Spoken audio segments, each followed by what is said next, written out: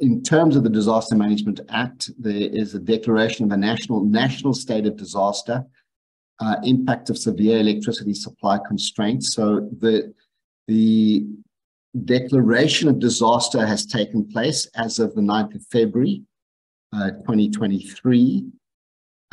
There is also then a set of regulations that have been issued as well under the Disaster Management Act. So the regulations have been issued. And just to briefly mention that there's the object to this regulation: minimizing the impact of load shedding on livelihoods, the economy, policing functions, national security services, education services, health services, water services, food security, communication, and municipal services, amongst others. Reducing and managing the impact of load shedding on service delivery to support life-saving and specified essential infrastructure. Providing measures to enable the connection of new generation electricity, and providing measures to improve Eskom's plant performance. So there's a context within which the regulation has been issued. There are general measures that have been mentioned in there. I'm not going to go through these right now, but it does include ensuring continuous operation of health facilities, water infrastructure, and other specified essential infrastructure and services, including by installing alternative energy sources, other measures to provide an uninterrupted power supply. So there are these general measures, and then there's the specific procurement procedure regulation 6, which has been issued.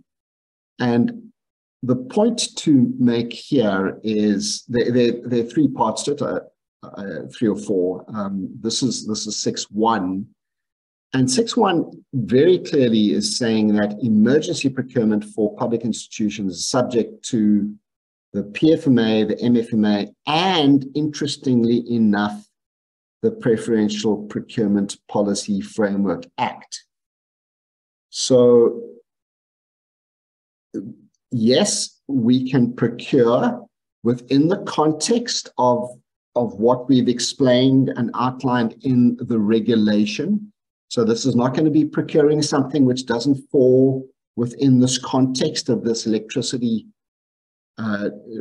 declaration of disaster. But it does say emergency procurement is now, in the context of this, is subject to PFMA, MFMA, and the triple PFA. Now, I thought to then also, sorry, yeah, the other three parts to it. The AG shall conduct real-time audits and report on the accounts, financial statements, financial management of all emergency procurement undertaken during the national state of disaster. Now, the last time I saw this on conducting real-time audits was when the declaration of disaster was declared in KZN because of the flooding that happened last year. They introduced this notion of real-time audits. I have no idea how that's done, how that's executed.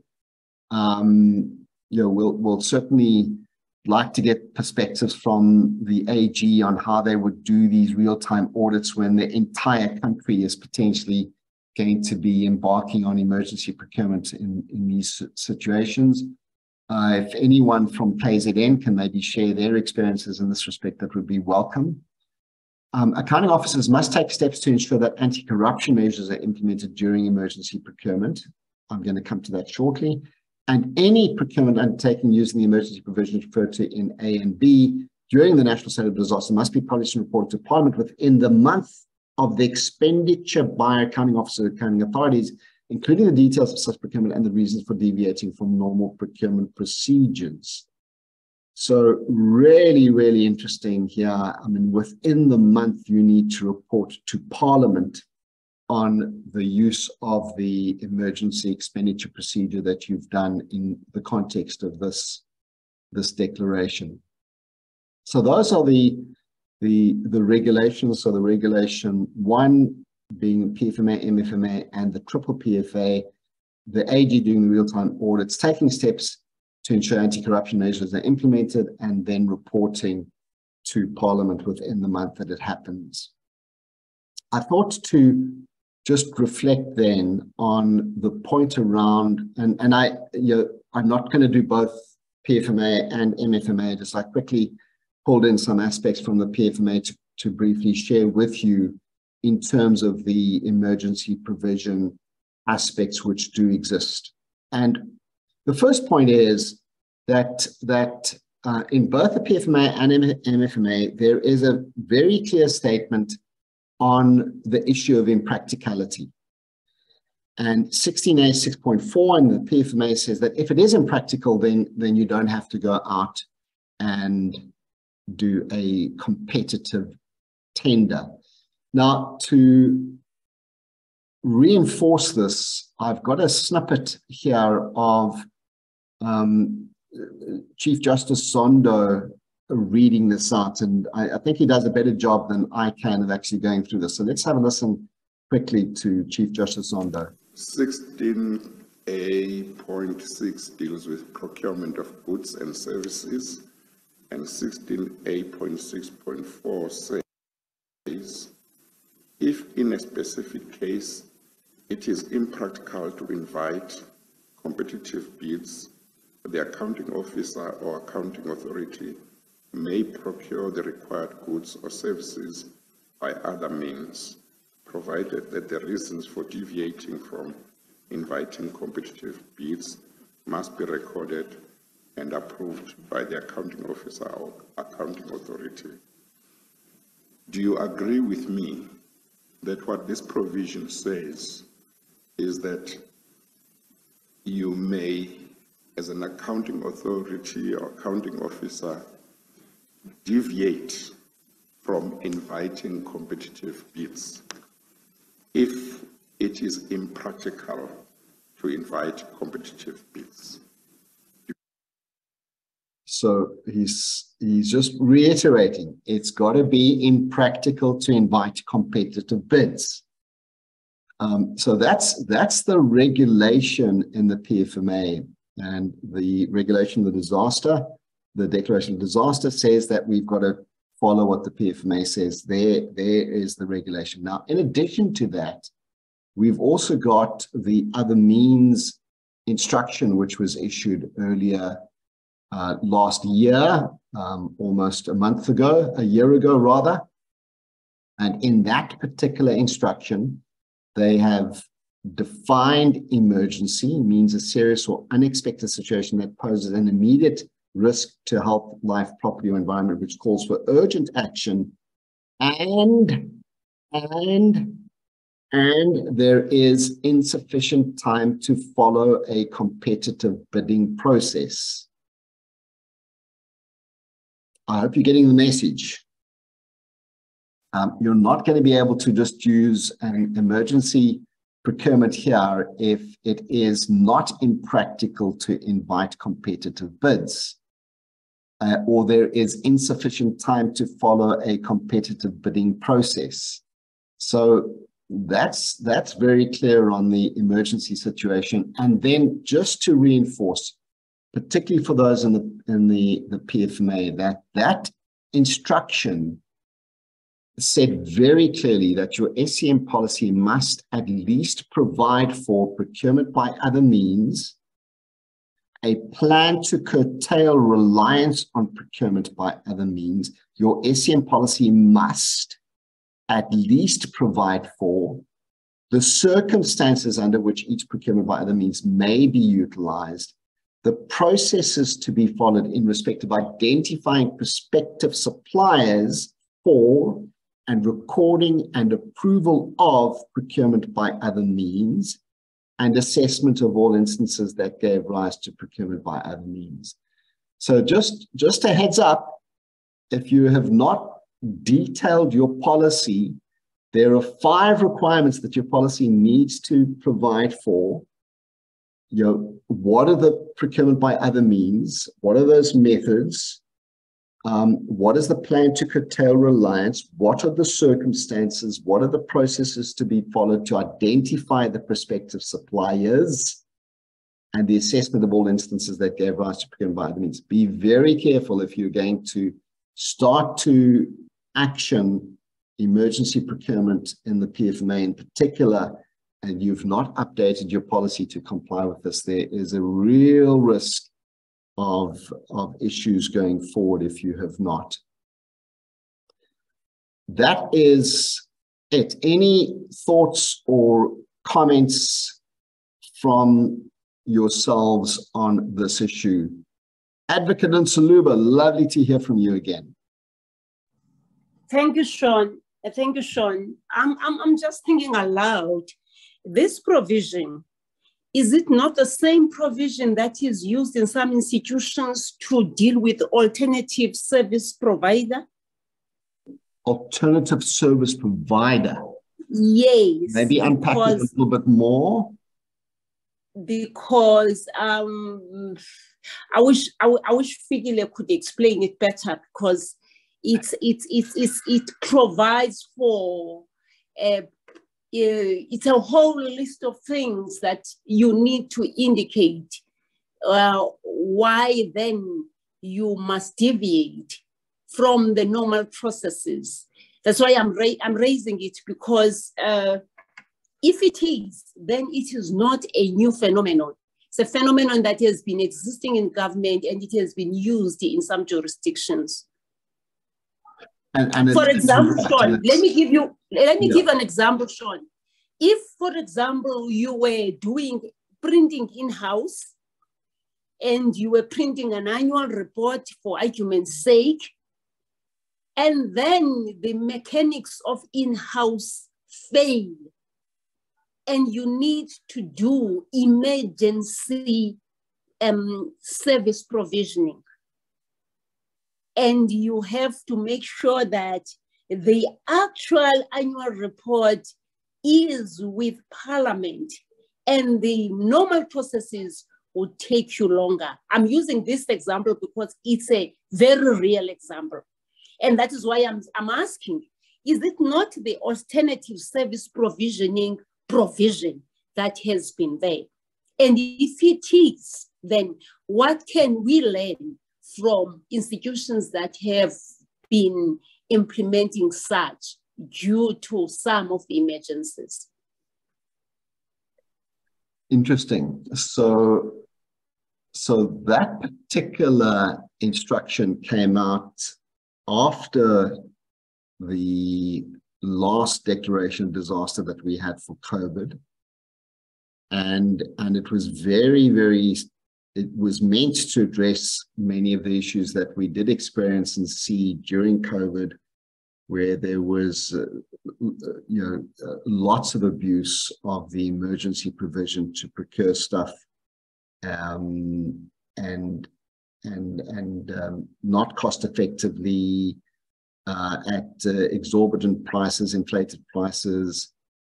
Lots of issues from organizations that were not tax compliant, that had only registered on CSD or weren't even registered on CSD. Many issues in that respect. So yeah, not sure about the alternative supplier one, but there certainly is a lot of experience that we've got in terms of applying that. And I think the key point for that you raise is that we need to be aware of those experiences, and yeah, be careful about applying this. And my point is that I think it's going to be a very brave person who's going to start buying stuff using an emergency procurement provision, where it's difficult to justify that you could not go out and invite multiple bidders, for example. There is nothing stopping organs of state now from using, for example, a quotations process to invite multiple bidders to submit quotations for whatever is needed: generators, solar solutions, UPSs.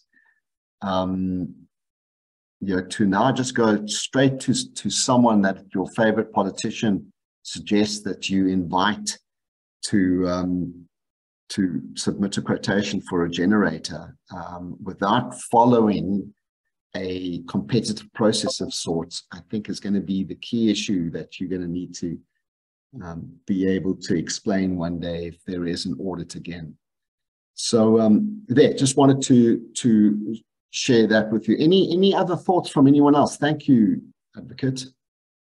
Any other thoughts, Advocate? Sean, just to say, what happens in a situation where the situation is like a person might have tried, let's say the person has tried to source quotations using your line of reasoning, yes, and nothing has come up. Because like I'm saying, the process that I'm talking about of alternative source is a very detailed process, and you go through approvals before you invoke that particular process and provision. It's not that you wake up and yes, there's a process that's being followed. And like I'm saying, it would be interesting to actually listen from those institutions how they are dealing with it. The level of agency then it's another issue. Then you could talk about if those processes that they follow for alternative service delivery, because it's just alternative service delivery process, and it deals with situations where you are not able to follow the normal processes, but there's strict due diligence that goes with it. But of course, I don't have the actual authority to speak about such. That's why I'm saying it would be nice to hear from institutions that are using that provision and see how it was applied, and see how then this particular requirement could actually benefit from that. Surely, like you are saying, with renewable energy and given everything, it would be difficult to do so. But we need to save lives at the same time. We need to make sure that lives are being saved without messing up with the procurement processes. The question is then, how can we then do that? Good one. Thank you. Let's jump to Sanele, and then we'll go to Masichaba. We've got perspectives coming from different provinces. Sanele, welcome. Greeting. How are you, colleagues? It's been a long time. Lovely to have you join us today. Thank you. It's been hectic. One thing I want to check is ESCOM Schedule 2. Are they also part of the 16A, or they are not part of the 16A, and they will be affected obviously by the instruction note 3, which covers the Schedule 2 and 3 entities? So if that's the case. Good question. So yeah. Technically, no, ESCOM is not subject to Regulation 16A, but the instruction 3 that you referred to is applicable to ESCOM. So slightly different there. So instruction 3 has got lots of issues, as you're aware of. It says they have to implement the bid committee system, but it doesn't give them details on what should be implemented. It just says implement the bid committee system, but nothing more than that. There are a couple of issues with it, but no, 16A does not apply to Schedules 2, 3B, or 3D, but the instruction 3 does, and there are a couple of those instructions. Yeah, because I think that's what's also going to create a little bit confusion out there. If that is the regulation is the feeder towards the instruction notes provides for. Yeah. It does not apply to them, but I've tried to balance the two. Well, I guess they will be binded by the instruction. Yeah. No. Thanks, Sean. Thank you. And Sanele, Do you have any experience with this real-time audit requirement? Did you see that in action in KZN? Not really, since one is at a distance phase from the operational space. But what we were also doing, what was the recommendation from our provincial cabinets, is that we also do a pre-order assessment. A pre-order assessment before the award, so the team would go in and try to check all the checks and balances. Obviously, it was a training exercise because procurement of the emergency was quite a lot. Yeah. So anyway, it actually tried to serve an intended purpose, but also slightly graying out the emergency procurement element. Yeah. Sure. Thank you, Senator. Thank you. Masichaba, welcome. And thank you, Sean. Thank you very much. I struggled to log on a bit, but I hope I haven't missed quite a lot. On the issue of the emergency procurement, I guess here, perhaps our understanding it's that the procurement by other means doesn't only include emergencies. It can include other situations where you follow a different process. So it's not necessarily that procurement by other means should only be under emergency circumstances. Can also be in other circumstances, which is where your ESCOM and staff might be involved. Right. But I think the instruction notes does agree there's a minimum which cannot be compromised. So coming to the emergency situation is that the big test which one will have to pass will be what could have been compromised should you have gone an extra mile to comply with the next step. What would have been compromised. And I think that's what we saw during the PPE audits. Right. Because us as a provincial time, PT was tasked to procure. It was a time when I was still the PhD. I was not the HOD as yet. But what would have been compromised? If you could get a moment to type an email to Masichaba to submit the code, what would have been compromised if you added 5 other additional people and not only one? That's number one.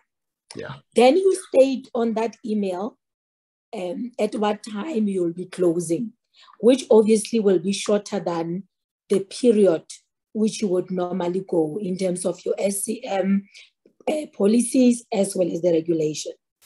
And you would have motivated why a shorter time based on what would be compromised.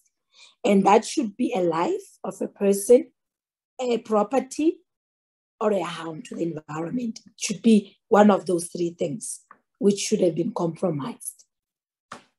So the shorter period you would have motivated along that line. So you packed that is done. Then you send an email. We ask, what would have been compromised should you have asked codes from 10 and not 5? Because it's one email you send to all of them, perhaps at once, or maybe differently, but it takes you 30 seconds or 20, because it's basically a single email saying the same thing, just different email addresses. So you need to pass that test and convince the AG, law enforcement, or us Treasury in terms of what is it that would have been compromised. And then you close. At the date of closing, which you would have written, and you would have motivated properly, why is it important for you to close at that point in time? And I take that your motivation would have been justifiable. Then you assess them. And if you decide to assess 3 or 5, you also have to state what would have been compromised to look at this additional one.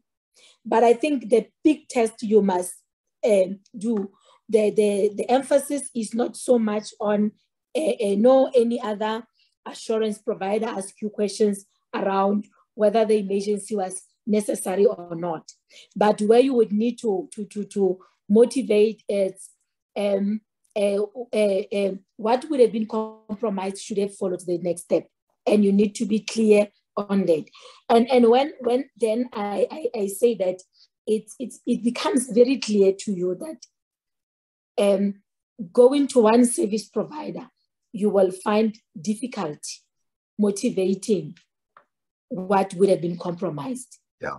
Because you can pretty much evaluate 5 bids or 3 if they all respond. Then you have complied to the minimum of 3, it's just the shorter period, you're still fine. If they have not yet responded, it's something else. But even where you've got an emergency, you must at least phone them, send the text message, sensitize them that you sent a quotation which has got a shorter period, because those are your service providers. You must have a relationship with them. In other instances, we get allegations from service providers that no, actually Master was called and sensitized that there's an urgent email that she must respond to, or she was texted that there's an urgent email that she must respond to. We were not texted. So whatever you do to one, you need to do to the other. And I think that's that. And I think once you've done that, I don't see if there's anyone who will come and question when you clearly specify what would have been compromised, why do you move slowly, but also not forgetting that it's not ruling out the element of poor planning. If at some poor planning also it's found to be one of the elements that put you at a corner where you now have to deviate and you didn't have any other choice, you might still find yourself sitting with an irregular expenditure, but the consequence management will not be on your SCM people who had to move swiftly to preserve a life, a property, or an environment. It will be on the planner who did not take their time to properly plan and submit their needs to the SCM. Right. And again, it can be that you know we are at the stage of the load shedding. Why didn't you put a framework? Why didn't you put a panel where you'll be able to rotate them with ease? If maybe you are now busy deviating for the whole year based on the fact that a property is at a stake, a life is at a stake, by then you would have built, you ought to have built a trend which would say to you, find a panel which you would run through the normal SCM process, and then you'll be able to call the next one online and get your services. And I think those are the things that we kind of need to be careful of, and that's where I saw a lot of auditees tripping themselves to me. On the real-time audits, Sean, the issue of the real-time audits, I think AG has gone to the Parliament to say, I can't move ahead of the actors up to a certain extent because I need to preserve my independence. So I heard her very well when she was saying that. And then I wanted to check then, what does the real-time audit means? If you are saying you need to wait a bit, and then again you are saying it will be the real time. And the trend which I've picked up looking at the audits they did in the KZN, their reports, the Eastern Cape during the time of COVID on the PPE, is that they would, if you're lucky, most often than not, they will audit after the procurement. So as SCM, AG normally will not come until we've done what we're supposed to do. But when they are early enough on those real-time audit, it will be before the payment, before payment flows out of government. And then when they find faults, that's where then you will stop the payment. Like we have seen with SIU, PPE, right, where some service providers provided a service and goods, but payment was not flowing because there were issues identified by the AG and by the SIU. And if they stopped it at that point, procurement is done, payment has not been done, that's where then you need to evaluate and say, as an accounting officer, do I have to apply to the courts of law to set aside my decision and guide me in terms of section 172, that section that talks about what is just and equitable, and guide me there to say what is just and equitable. Do I pay this person? Do I deprive them of a profit? What do I do? And it goes to the courts, and the courts then get to guide you in terms of whether the reasons are enough to set aside, and then what is this that is just and equitable, which you find, and then you move in that space. But the real-time audits, what I've seen, they will not save you for certain procurements. What you can still do, because you are busy maybe procuring in the disaster, you can quickly draw lessons learned on your next procurement. That's what I have seen, because when you look at for example, the real-time audits on the disasters of KZN, as well as the disasters of Eastern Cape, procurement were already done. It's only the payment that was held back based on the finding, and then they have to do that kind of work. And then at some point, they stopped with other procurements so that they can tighten up their controls. But the KZN issue, the report, what is interesting there is that there isn't a single finding on procurement. And I was wondering, how is it possible? When I look at it, I realized that they already had the frameworks and the panels in place, which were appointed through a credible SCM process outside the deviation. So when they ran into the emergency, they then pulled services from there. The findings which they have, it is on the quality of work done and the project management and the value add on that. Yeah, they're very interesting. Yeah. But KZN, that's where they've got finding on SCM, because they had to move into the emergencies. So my advice to organs of state, it is always that we know we will have disasters at a certain point.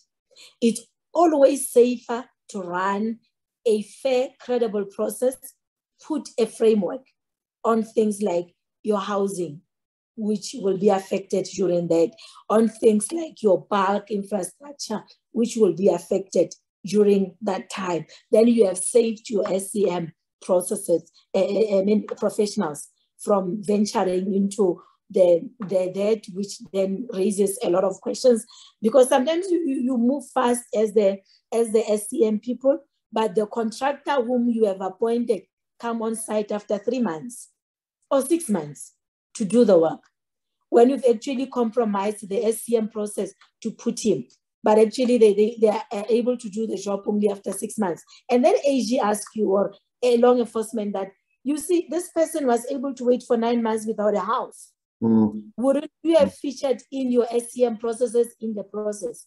Because obviously they were able to wait. So it's difficult questions we have to answer if we do not plan properly, and if we do not predict the risks very well, so that we are able to find mitigating controls. And I think, Sean, these are my inputs. I hope I have not entangled this thing further with those few words. Well, thank you. Fantastic. Thank you for those comments, Master Chaba. And do you think that where this probably starts would be with a proper risk assessment at an organ of state level? You know, for example, you know, just in my limited experience, one of the biggest issues that we'll have with any more severe stages will actually be water supply. And so the organ of state should actually start with that risk assessment up front. And then from that risk assessment, as you suggest, identify the need for frameworks to be put in place should those events take place. So, you know, should we have is stage 8, where water supply now is compromised, then the framework is in place. But it would probably start with that risk assessment, a proper risk assessment to really understand what the issues are, and then put the frameworks in place. And there's nothing stopping an organization from doing that proactively now. Thanks, Mr. Job. Any thoughts?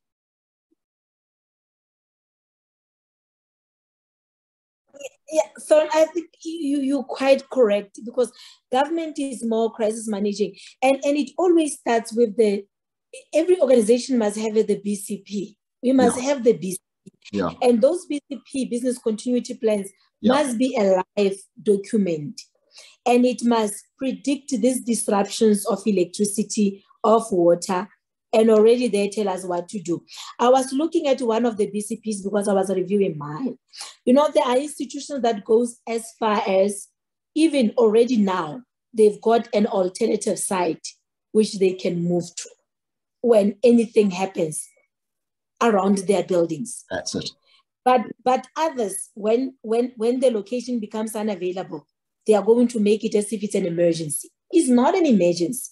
You are supposed to have predicted it through your risk assessment processes, and you are supposed to have made plans whether which of your workers will work from home, and which few will have to work from what side, and which systems you'll put there, where will you procure, what conversations are you already having with those people, and what things are you already signing. But yeah, I guess we can take the whole thing. But this, you are quite spot on. So we must stop crisis managing as government, and we must start to manage risk.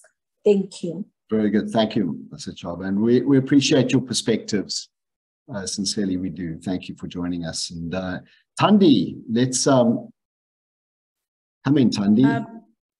I think Mr. has said quite a mouthful, Sean, and I always say organize chaos, organize chaos, organize chaos. That works for some people. And I mean, look at COVID. The only new thing that we had to buy that's new for COVID is 2 things: the body bags for COVID corps, as well as the test kits. Everything else is things that we ordinarily used to use, and in such disasters, we hardly buy new things that we've never had to buy before. And as she's saying that we all reduce crisis management, but I want to talk about the real-time audit because I also had an opportunity to experience it. I always talk about instilling a culture of doing things right the first time as supply chain. AG being there, it was high pressure. However, there's probity audit, and then there's your normal audit. With AG, they come post. They're not probity auditing. They come post the transaction is being done. And now, with that being known, as a practitioner, you now become very aware and be intentional on what you do, that you have to do it right the first time. So yes, it was pressure, but for me, I think it was that kind of a culture that was forced on us to say, start doing things right. We can't always be expecting auditors to become the big brother and the police and the better people than we are. They're there for a purpose of just giving comfort to the public.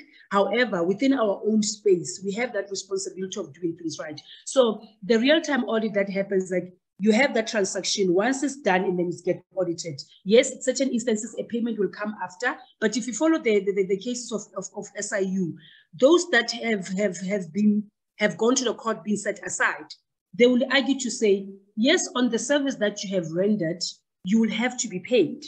And then there will be that determination to say, what is the reasonable amount to be paid? But not necessarily a loss to the service providers where they just donated things. But the problem is that obviously people made profit out of it. But usually when it gets cancelled, if you confirm that you delivered the right goods, you will be paid for such. Anything remaining and then will come after. Yeah. But for me, it's about culture. I think instilling the culture of doing things right the first time, that's what my experience came out of it.